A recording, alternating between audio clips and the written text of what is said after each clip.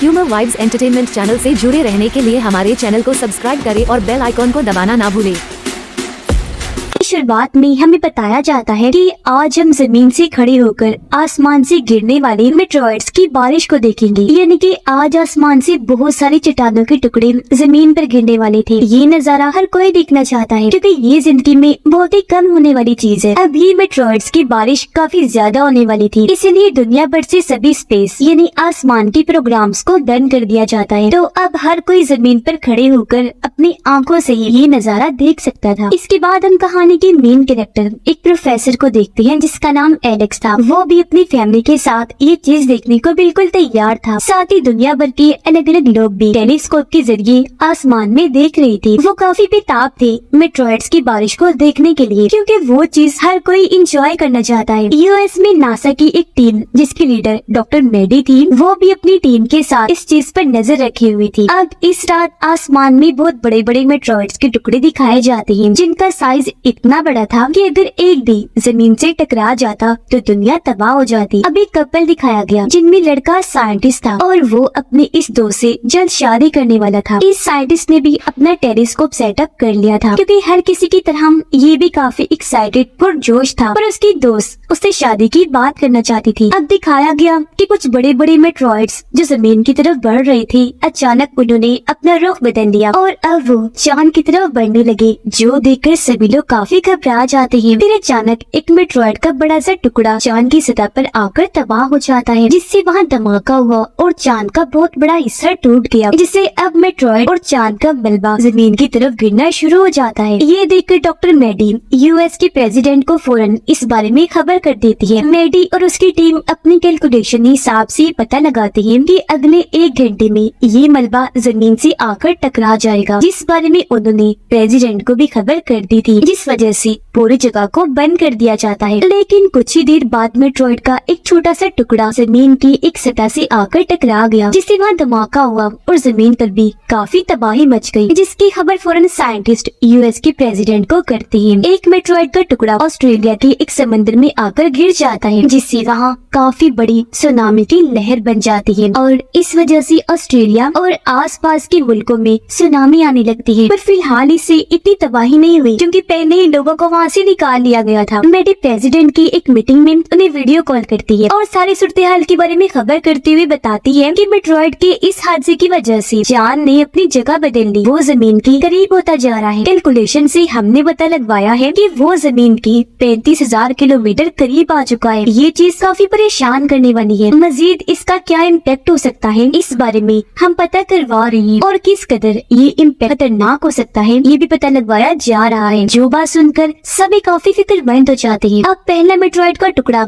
Europe में गिरा था। यह टूरिस्ट की टीम यानी जो लोग सैर करने आए थे, वो जब जंगल में घूम रहे थे तो उनकी चीजें जैसे कि मशीन्स, डिवाइसेस, कंपास वगैरह वो अजीब तरह से काम करने लगती है। कंपास यानी रास्ता बताने वाली डिवाइस, उसकी सुई अजीब तरह से हिलने लगी और अब देखते ही देखते ये लोग उस जगह पर आ जाते हैं जहाँ मेटेरॉइड गिरा था, जिसकी वजह से वहाँ पर काफी बड़ा गड्ढा बन गया था और इसी की वजह से इनकी सारी डिवाइसेस, मशीन्स वगैरह अजीब तरह से काम कर रही थी। मेडी का एक टीम मेंबर उसे एक नई रिपोर्ट लाकर देता है, जिसे देखकर पता चला कि इस सब की वजह से दुनिया भर में सैलाब, अर्थक्वेक, ज़लज़ले और सुनामी आ रही है। ये देखकर मेडी को लगता है कि ऐसा इस वजह से नहीं हो रहा कि चांद ने अपनी जगह बदली, बल्कि इसके पीछे वजह कुछ और ही है, कोई दूसरा इम्पैक्ट हुआ है। अब क्योंकि खुद मेडी से ये मसला हल नहीं हो रहा था तो कॉल करके वो एलेक्स को बुलाती है ताकि वो आकर मेडी की मदद कर दे, पर उसने मना कर दिया ये कहकर कि जब से मेरी वाइफ की मौत हुई है मैं अपने बच्चों को अकेला नहीं छोड़ता। उनकी बात चल ही रही थी कि तभी अचानक उनकी कॉल कट हो जाती है। फिर पूरे शहर की अलग अलग जगह पर होने वाली अजीब चीजें दिखाई गई, जैसे कि प्लेग्राउंड, गैस स्टेशन और कई सारी जगहों पर अचानक इलेक्ट्रिक बिजली और करंट हर जगह फैलने लगता है क्योंकि बिजली डिस्चार्ज हो रही थी, जिस वजह से अक्सर जगहों पर आग भी लग जाती है। पर साइंटिस्ट को जरा भी समझ नहीं आती कि आखिर ऐसा क्यों हो रहा है। अब हम उस साइंटिस्ट जिसकी शादी होने वाली थी उसे देखते हैं जिसका नाम रोलैंड था। वो खुद भी इस सारे सूरत हाल की छानबीन कर रहा था और क्योंकि वो यूरोप में रहता था इसलिए यहाँ की हर एक रिपोर्ट मेडी को साथ साथ दे रहा था, जिस वजह से रोलैंड की दोस्त थोड़ी परेशान रहने लगी थी क्योंकि दोनों की शादी होने वाली थी। पर रोलैंड उसे वक्त नहीं दे रहा था, हर वक्त काम में मसरूफ था। लेकिन फिर वो अपने अपने दोस्त को मनाकर जल्द शादी करने का वादा करता है। अगली सुबह रोलैंड उस जगह पर आता है जहाँ मेट्रॉइड गिरा था, यानी जहाँ पर गड्ढा बना हुआ था। वो देखता है कि यहाँ पर गिरने वाला मेट्रॉइड का टुकड़ा बहुत ही छोटा है और उसमें कोई भी मैग्नेटिक पावर यानी मकनातीसी ताकत नहीं है। तो उसे ये समझ नहीं आ रही थी तो फिर भला कंपास और बाकी डिवाइसेस अजीब तरह से काम क्यों करने लगी है। कंपास बार बार उस तरफ ही इशारा कर रहा था। वो सोच में पड़ा था, जबकि दूसरी तरफ एलेक्स और मैडी भी इस बारे में आपस में बात कर रही थी। उनके साथ कॉल पर रोलैंड भी बात करने लगा। उनसे कहता है कि जो मेट्रॉइड का टुकड़ा मुझे मिला है वो आसमान में बनी एक चीज से बहुत मिलता जुलता है, जो है सब स्टार, यानी कि दो सितारों का आपस में मिलना। ये सुनकर एलेक्स और मैडी को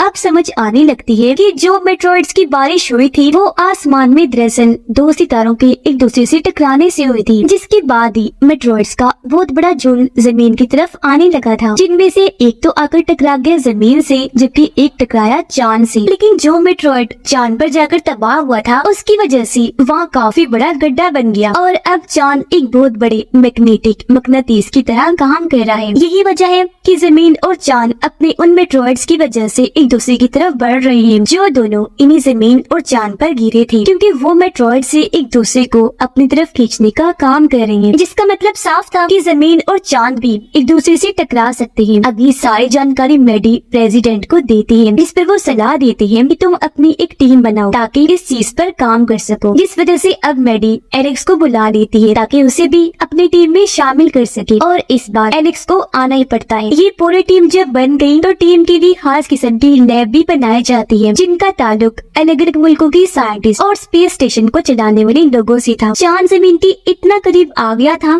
कि अब वो जमीन से बआसानी नजर आ रहा था, जिस वजह से अगले 2 दिन में बिजली से जुड़ी हर चीज बंद होने वाली थी। अब रात के वक्त एलेक्स और मैडी एक होटल में बैठी जब खाना खा रही थी तो अचानक वहाँ की लैब अपने आप ही फटने लगती है। ये जब बाहर आए चेक करने तो पता चला कि जमीन पर से एक काफी बड़ी इलेक्ट्रोमैग्नेटिक लहर होकर गुजर रही है, जिसने जमीन की ग्रेविटी को इम्पैक्ट किया है, यानी कि ग्रेविटी पर इस लहर के असरात पड़े हैं। ग्रेविटी बहुत ही कम हो गई है, जिसकी वजह से दुनिया भर की तमाम चीजें जैसे कि लोग, गाड़ियाँ, बाइक्स, मशीन, जहाज, हर चीज हवा में उड़ने लगी थी। और अब जैसे लहर गुजर गई हर चीज वापस स्टेबल हो जाती है, यानी अपनी जगह पर वापस आ गई थी। अब एलेक्स अपने साथियों को बताता है कि मेट्रॉइड के टकराने की वजह से चांद का मास जो पहले जमीन से काफी कम था अब वो हद से ज्यादा बढ़ गया है, जिस वजह से चांद का वजन भी बढ़ गया है, उसमें भारीपन आ चुका है और यही भारीपन जमीन की छोटी मोटी चीजों पर अपना असर डाल रहा है। अगर ऐसा ही चलता रहा तो बहुत जल्दी चांद जमीन के बहुत करीब आ जाएगा, जिससे इस तरह की और भी कई सारी इलेक्ट्रोमैग्नेटिक लहरें आने लगेंगी। अब ये सुनकर गवर्नमेंट मजीद तबाही को रोकने का प्लान बनाती है। वो हर चीज जैसे कि जहाज, ट्रेन, ट्रैफिक और लोगों को रोकने का फैसला करती है। हर जगह ये खबर फैला दी गई कि लोगों को अपने अपने घरों में ही रहना है, बाहर बिल्कुल नहीं निकलना। कुछ देर बाद एक और ताकतवर इलेक्ट्रोमैग्नेटिक लहर आई, जिस वजह से फिर से लोग हवा में उड़ने लगे और इस बार तो सिस्टम भी बंद हो जाते हैं, क्योंकि उनमें ग्लिच खराबी आ गई और तो सैटेलाइट्स और एक दूसरे से राब्ता करने का जो जरिया था, कम्युनिकेशन सिस्टम, वो भी बंद हो जाता है। बहुत तबाही मची, जिससे अब इन लोगों के पास गॉड के भरोसे पर रहने के अलावा और कोई रास्ता नहीं था। उधर रोलैंड काफी देर से अपने दोस्त को कॉल करने की कोशिश करता है, पर उसका राब्ता ही नहीं हो पाता, क्योंकि उसकी दोस्त जब ट्रेन से जा रही थी तो ट्रेन भी हवा में उड़ने के बाद जोर से जमीन पर आकर गिर जाती है, बुरी तरह तबाह हो गई, जिसमें कई सारे लोग मारे गए और कई जख्मी हो गए। और गिरी हुई ट्रेन में ही रोलैंड की दोस्त बेहोश पड़ी थी। सारे कैलकुलेशन करने के बाद मैडी प्रेसिडेंट को बताती है कि 39 दिनों के अंदर चांद जमीन से टकरा जाएगा। ये बहुत परेशानी वाली बात है, उससे पहले ही हमें कुछ करना होगा। उधर रोलैंड की दोस्त जहाँ बेहोश पड़ी थी, कुछ लोग आकर उन्हें रेस्क्यू कर लेते हैं, यानी कि उनकी जान बचाकर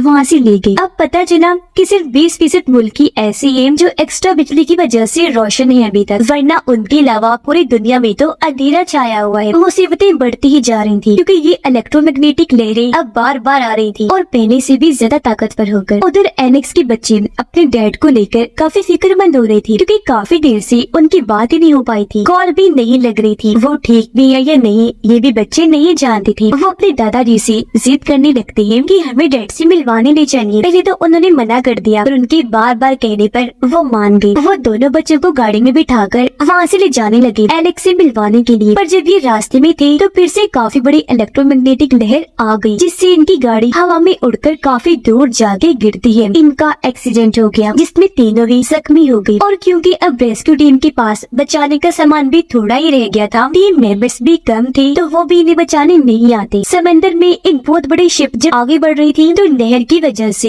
वो भी पानी में ऊपर उठ गई, जिससे उसका बहुत सारा सामान भी बाहर निकलकर उड़ना शुरू हो गया। अगली ही पल शिप उल्टी सीधी होकर पानी में जा गिरी, पूरी तबाह हो गई। इससे काफी जानी और माली नुकसान हुआ, जिससे अंदाजा हो गया कि अब तो नुकसान हद से ज्यादा ही बढ़ गई है। तो इन सारे हालात को देखते हुए प्रेसिडेंट कर्फ्यू लगाने का ऐलान कर देती है। बस, ट्रेन, शिप्स, प्लेन, यहाँ तक कि लोगों को भी सख्ती से रोक दिया जाता है। अब मैडी ने इन हालात से निपटने का हल निकाल लिया था। वो सबको कहती है कि हम चांद की ग्रेविटी ही कर सकते हैं, हमें उसके कोर यानी मेन हिस्से में धमाके करने चाहिए, पर ऐसा करने के लिए हमें बहुत ही पावरफुल ताकतवर रॉकेट्स चाहिए होंगे। इन धमाकों की वजह से वो मेट्रॉइड जो चांद पर है और जो जमीन पर है, जो अभी तो एक दूसरे को अपनी अपनी तरफ खींच रहे हैं, वो फिर एक दूसरे को खुद से दूर करने लगेंगे। ये धमाके फिर चांद को सूरज की तरफ धकेल देंगे। फिर सूरज की ग्रेविटी की वजह से चांद अपनी ऑर्बिट यानी अपनी सही पोजीशन जगह पर आ जाएगा जहाँ उसे होना चाहिए। लेकिन ये सब करने के लिए सिर्फ यूएस की टेक्नोलॉजी ही काफी नहीं होगी, इसके लिए दुनिया भर के तमाम मुल्कों को एकजुट होना पड़ेगा। लेकिन तभी आर्मी एक अलग ही तरह का प्लान बताती है कि चांद को हम आम रॉकेट के धमाके से भी उड़ा सकते हैं, जिससे सिर्फ थोड़ा बहुत उसका टूटा हुआ मलबा ही जमीन पर गिरेगा, ज्यादा नुकसान नहीं होगा और फिर चांद खुद ही सूरज की तरफ चला जाएगा। पर ये फैसला सुनकर मैडी खुश नहीं थी, क्योंकि उसे लग रहा था कि इसमें नुकसान ज्यादा होंगे। अब यहाँ प्रेसिडेंट दोनों ही प्लान्स के बारे में सोचने का टाइम मांगते हैं। दुनिया भर के अलग अलग प्रेसिडेंट से भी बातचीत करते हैं। जबकि एलेक्स को पता चला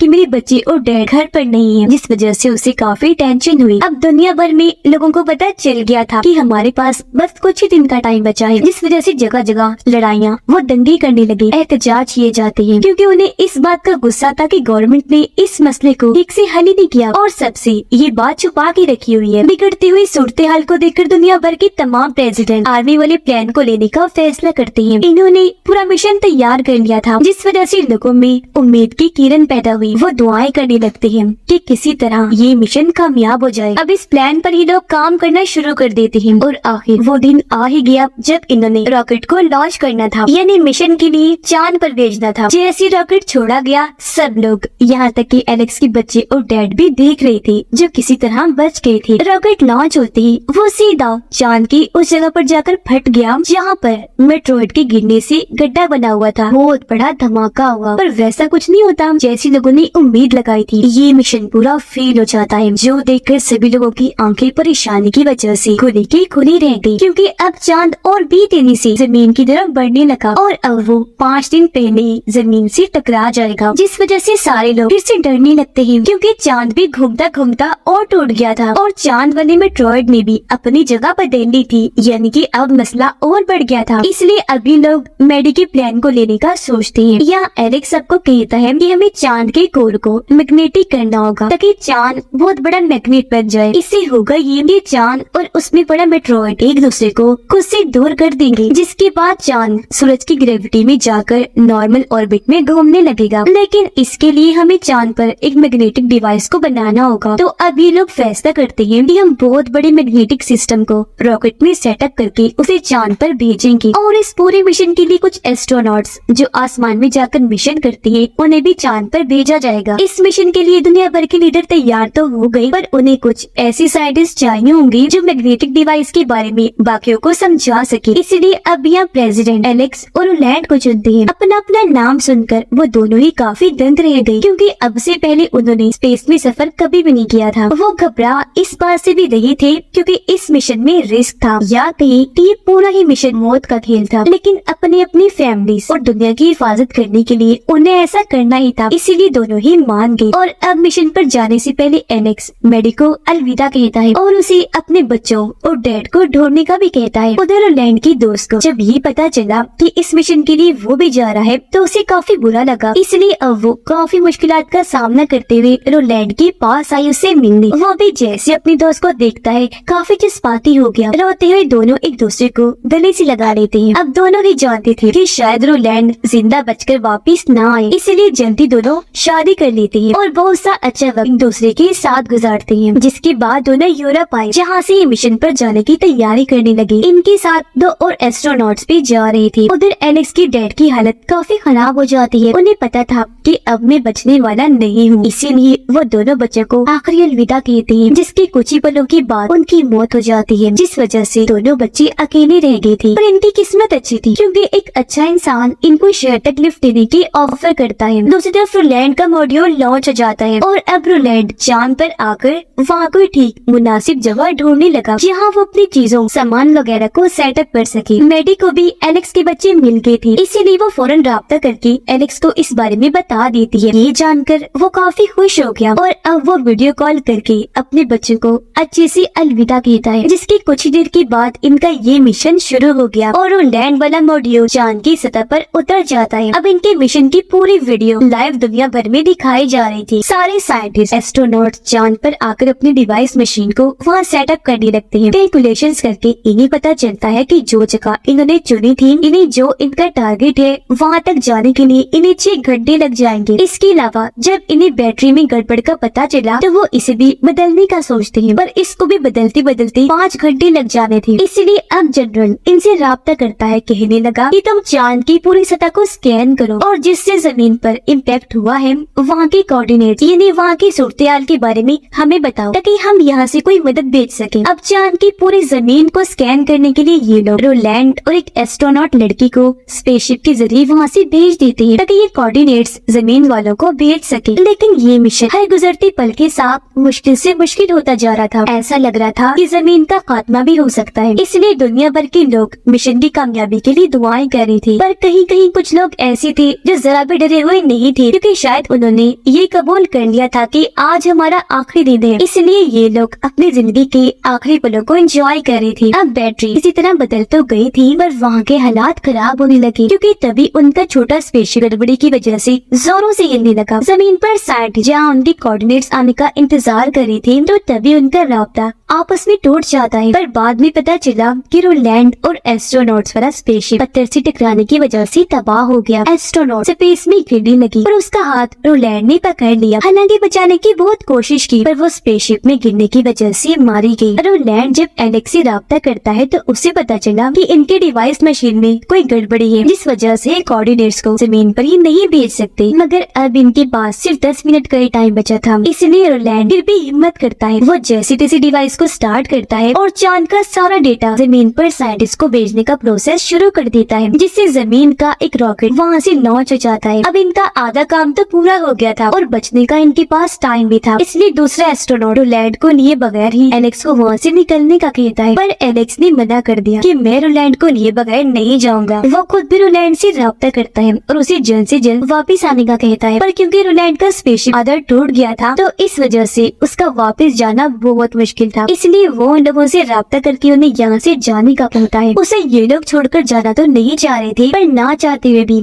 ये अपने मॉड्यूल को लॉन्च कर देते हैं और यहाँ से निकल पड़े। इस वजह से एलेक्स काफी दुखी था। अब यही टाइम के हिसाब से चांद पर बहुत बड़ा धमाका हो जाता है, जिससे चांद के 2 टुकड़े हो जाते हैं और जैसा उन्होंने सोचा था वैसा ही हुआ। धमाके से मेट्रॉइड और चांद सच में एक दूसरे से दूर दूर हो जाते हैं और आखिरकार चांद अपनी असली पोजीशन ऑर्बिट में आ जाता है। पर जमीन पर सारे लोग इस बात से परेशान थे कि आने वाले लोग जिंदा बचेंगे या नहीं। वो टेंशन में आ गई, लेकिन जल्द इन्हें पता चला कि धमाके में एलेक्स और आखिरी एस्ट्रोनॉट जिंदा बच गए हैं। सारे लोग बाकियों की मौत से दुखी तो थे, पर एलेक्स और उसके जिंदा बचने से वो काफी खुश भी थे। अब रोलैंड की वाइफ उसकी मौत पर काफी दुखी थी, पर वो देखती है कि उसने मेरे लिए एक आखिरी मैसेज छोड़ा है। उसने दिल का निशान बनाकर अंदर लिखा था कि मैं तुमसे बहुत प्यार करता हूँ, जो देखकर वो काफी दुखी हो गई। जज्बाती होते हुए रोने लगती है। कुछ दिन के बाद एलेक्स और वो एस्ट्रोनॉट जमीन पर लैंड होते हैं, जहाँ सब लोग उन्हें वापस देखकर और उनकी बहादुरी पर बहुत खुश होते हैं। यहाँ प्रेसिडेंट खुद उनका वेलकम करता है। यहाँ एलेक्स अपने बच्चों और मैडी से भी मिलकर काफी खुश हो जाता है। एलेक्स और मैडी जब आसमान की तरफ देखते हैं तो वहाँ टूटे हुए चांद के 2 टुकड़े थे, जो इस बात की तरफ इशारा कर रहे थे कि अब इंसानों को जिंदगी का नया मौका मिला है। मुस्कुराते हुए वो आगे बढ़ गई और इसी के साथ ये फिल्म इधर ही खत्म हो जाती है।